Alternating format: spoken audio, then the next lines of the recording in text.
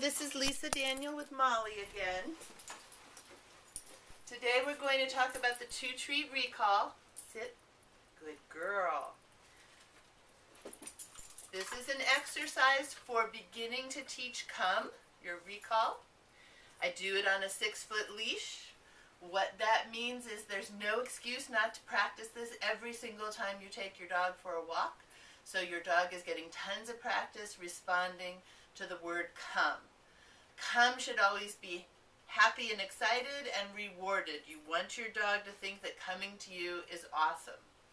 This exercise is called the TwoTreatRecall because you start with 2 treats. Okay, 2 treats in the hand. I'm going to throw one to get the dog moving away from me, and then I'm going to call her back to me with the come command. Couple of things are important. Good girl.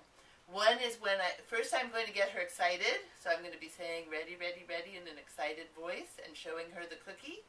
And then I am going to throw it from her nose. So just watch that part first. Ready, ready, ready. Take it. Molly, come. Good girl. Okay. So make sure, come here. Sit. Good. Make sure you throw it from her nose. Watch this again. I'm just going to do that part. Take it. Good. And she knows this well, so she's coming back. Molly, over here. If you throw it, sit. Good. If you throw it like this, there's a good chance your dog isn't going to have a clue where it went. Okay? You're going to spend your whole time being frustrated because the dog can't find the treat. Also, don't do this in the grass, or again, your dog's not going to be able to find it. So do it inside on a carpet, preferably with a contrasting treat. I like yellow Charlie bears because they show up pretty well on most things, but if you have a yellow carpet, it won't work. Or do it on pavement, but do not do this in the grass. Okay, so you're going to throw low. You're going to move with your dog, because if I hold still and this treat rolls, I'm going to be telling her to take it, and she's going to get clocked by the leash, and that's not fair. So watch how I move with her. Ready? Take it. Good. Molly, come. Good girl. Okay, so you're going to be throwing from their nose, and then you're going to be moving with the dog, but don't catch up to her and don't pass her. Stay behind her, because the next thing you're going to be doing is calling your dog to you and backing up. And the reason that you're backing up is you want to trigger that instinct to chase, that prey drive in your dog. If you just stand stock still, you're boring. They may decide they'd rather sniff around for the rabbit poop. So, next step is make sure that after they've gotten the first treat, you back up as you call them to come. Hey, that's not polite. That is not polite. All right, so here we go again. Ready, ready, ready, take it. Molly, come. Good. Good come, sweetie. Okay, by me. The last step is the dog needs to sit. Okay, so she's coming.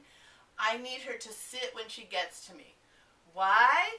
Not because it looks pretty, although it might, but because you need to be able to grab your dog, okay? The whole point of a recall is so that you can get your dog back under control. You need to be able to grab them.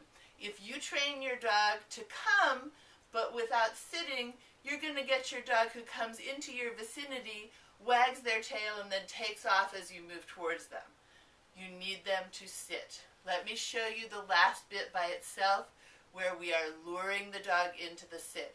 I prefer not to have to tell them to sit because I want come to mean come and sit without me having to tell them. So watch how I'm luring her. I want to get her in close because it's easier to grab her. And so I want to lure her in such a way that she's going to get in close to me and she's going to sit. Okay? And this is not for you competition people so much. This is for your average person who wants their dog to come. So working out on getting straight fronts, etc. is a separate issue, although I try to bring her in as straight as I can. All right, so we're just luring her as she's coming back into the sit. So it looks like this.